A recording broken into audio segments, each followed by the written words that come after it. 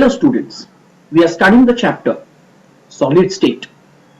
In the last session, we have seen that solids are classified into two types. Number one, crystalline solid, and number two, amorphous solid. In this chapter, we will be concentrating more on crystalline solids. Crystalline solids are made up of certain particles. The particles may be neutral atoms, particles may be positively charged cation and negatively charged anion, particles may be only cations, or particles may be molecules. Further, among these particles, we have some force of attraction. This force of attraction is known as interparticle force of attraction. Then, in the crystalline solid, exactly what type of particles are present?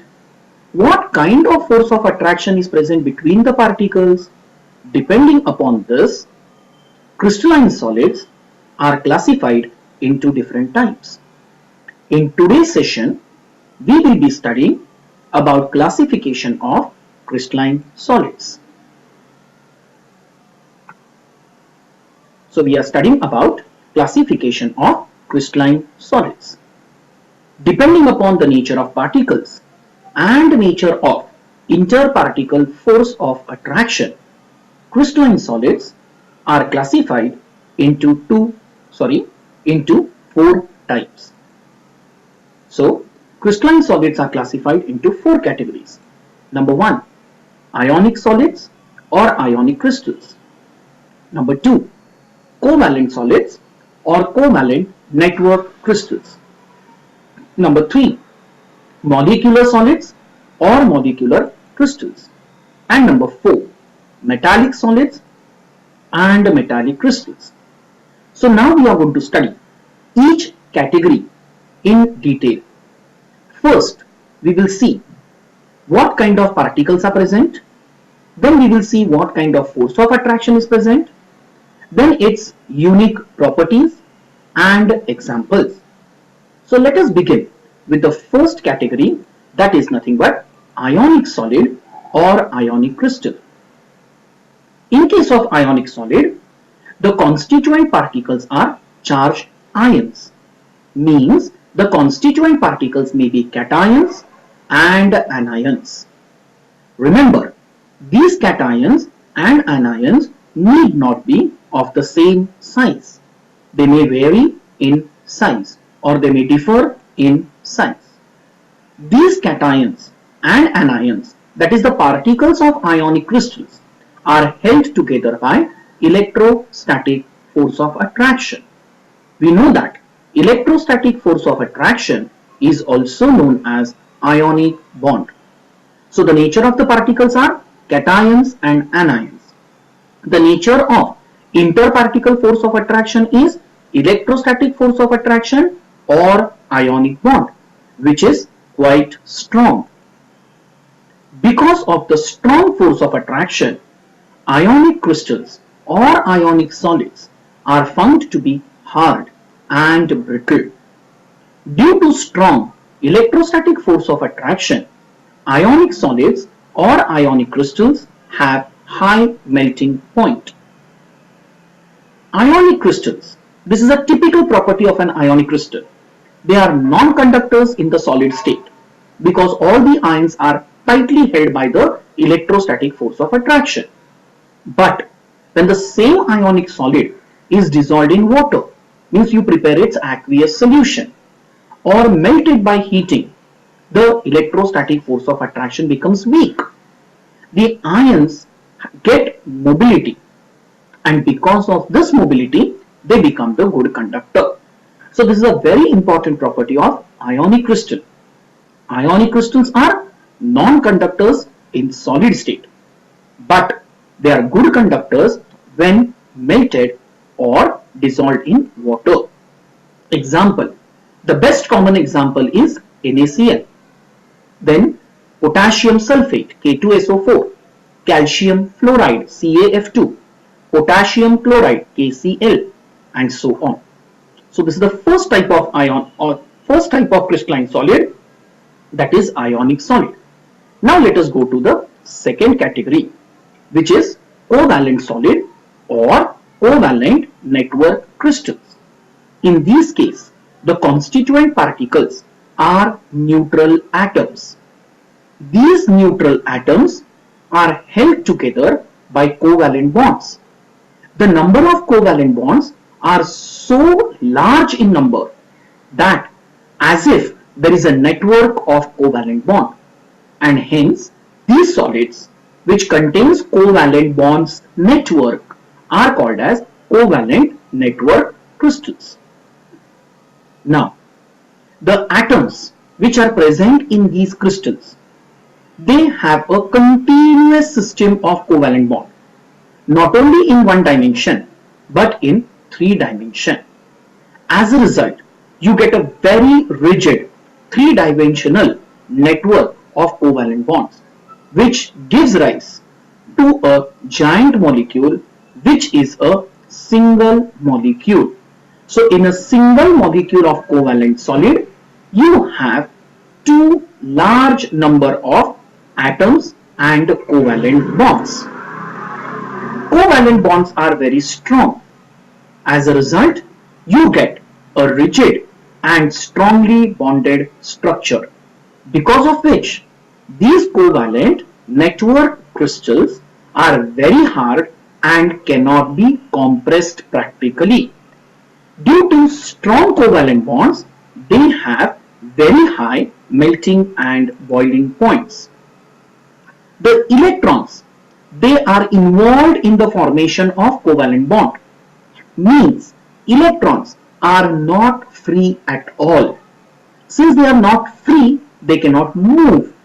When they cannot move, we say that they are not mobile.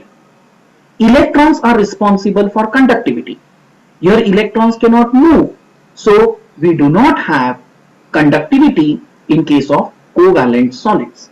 Neither thermal conductivity nor electrical conductivity.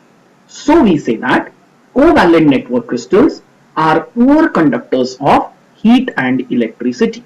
Examples: diamond, quartz. Quartz is nothing but silicon dioxide, SiO2, boron nitride, and carborundum. These are the few examples of covalent solids, which is the second category of crystalline solid. Now let us study the third category, which is nothing but molecular solids or molecular crystals. From the name itself, it is very clear that the constituent particles in these solids are molecules. It is observed that substances like chlorine, methane, hydrogen, carbon dioxide, oxygen, which are gaseous in state at room temperature, if I carry out its solidification, they give rise to molecular solids. Many organic compounds are found to be crystalline in nature. Their solidification also results into a molecular solid. Now, in the molecular solid, the constituent particles may be molecules, or please remember, they may be unbonded single atoms of the same substance. Okay?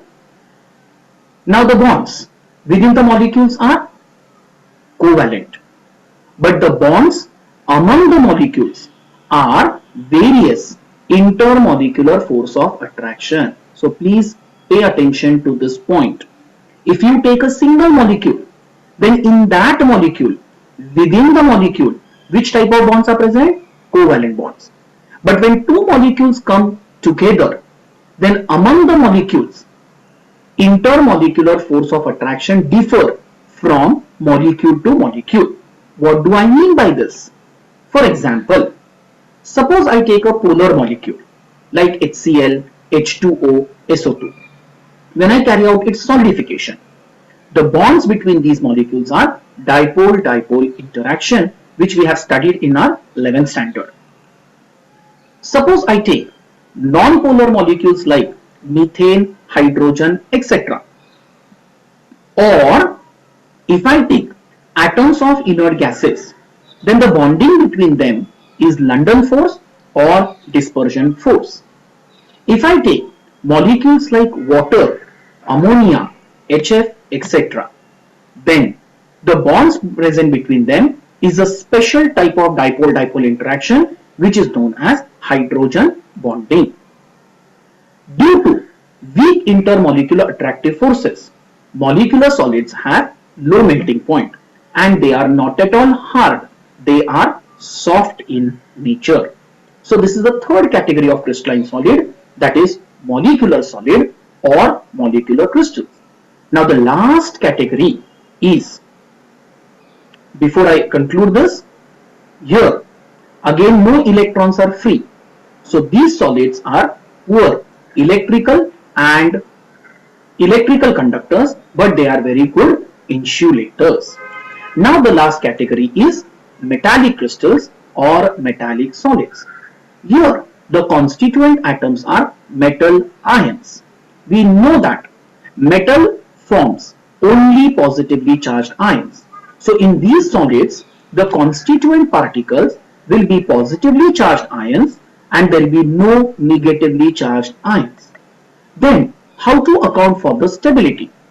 In order to account for the stability, the special type of bond which is present in this solid called as metallic bond is responsible. So here these crystals are formed by the atoms of same metallic element and these atoms are held together by metallic bond. This is a special type of bond. What do you mean by this? So first let us understand meaning of the term metallic bond. When metal atoms come closer to form a three-dimensional crystal structure, then since metals have very low ionization enthalpy, they easily lose the electrons and they get converted into positively charged metal ions. As soon as the positively charged metal ions are formed, these ions arrange themselves in three-dimensional space and all the electrons that comes out from the metal atoms, they mix with each other and tremendous large number of electrons are formed, as if we get a sea of electrons. So in these solids, you have valence electrons which are delocalized, means they are freely moving over the entire crystal, which leaves behind positively charged metal ions.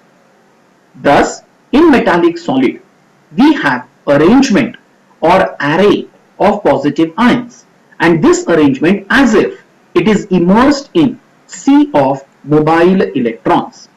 Now these positively charged metal ions and sea of electrons which is negatively charged have an attractive interaction, and this attractive interaction is called as a metallic bond. Let us see the properties of metallic solid. Number one, they will have typical properties of the metals. We know metallic crystals are malleable, metallic crystals are ductile, metallic crystals have good electrical as well as thermal conductivity because they have large number of free mobile electrons. Now what are the examples of metallic solids? Take common metals: sodium, potassium, calcium, lithium, iron, gold, silver, cobalt. Take any normal metal. It is nothing but a metallic solid. So this was the fourth category of crystalline solid. To summarize this, let us see this table. Let us see the properties of the four solids. First property, particles of the unit cell. Now what is unit cell? You will understand it in the next session. Simply remember what is the nature of the particles. In ionic solid, it is cations and anions. Covalent solids, covalently bonded atoms. Molecular solids, monoatomic or polyatomic molecules. And metallic solid, metal ions which are positively charged in sea of electrons. Second property, interparticle forces. In ionic solids, it is electrostatic force. In covalent solids, covalent bonds. In molecular solid, it may be London force, dipole-dipole force, or hydrogen bond depending upon the nature of the molecules. And in case of metallic solid, it is a metallic bond, which is nothing but an attraction between the cations and the mobile valence electrons. What about hardness? Electrostatic force is strong, so ionic solids are hard and brittle. More stronger is covalent bond, so covalent solid is very hard. Then London force, dipole-dipole force, or hydrogen bond, they are weak. So molecular solids are soft. Metallic bond, it differs from metal to metal. So depending upon the nature of the metal, metallic solid may be soft or it may be very hard. See the melting point. Melting point depends on hardness or the strength of interparticle forces. So in ionic solids, melting point is high. If the range is 600 to 3000. Covalent network solid, metallic melting point is high. Range is 1200 to 4000 degrees Celsius. Molecular solid, melting point is low. The range is minus 272 degrees Celsius to 400 degrees Celsius. And in metallic solids, you have a wide range. The range is from minus 39 degrees Celsius to 3400 degrees Celsius. About the conductivity, thermal as well as electrical. Ionic solids have poor electrical conductivity in solid state, but they are good conductors when melted or dissolved in water. Covalent network solid, they are poor conductors. But what are the exception? Graphite, it is a good conductor of electricity. Diamond, it is a good conductor of heat. Molecular solids are poor conductors of heat and electricity, whereas metallic solid is good conductor of heat and electricity. Example, ionic solid, NaCl, CaF2. Covalent solid, diamond, silica. Molecular solid, benzoic acid. Metallic solid, sodium, magnesium, copper and gold. Thank you. Please like, comment and subscribe for the further videos.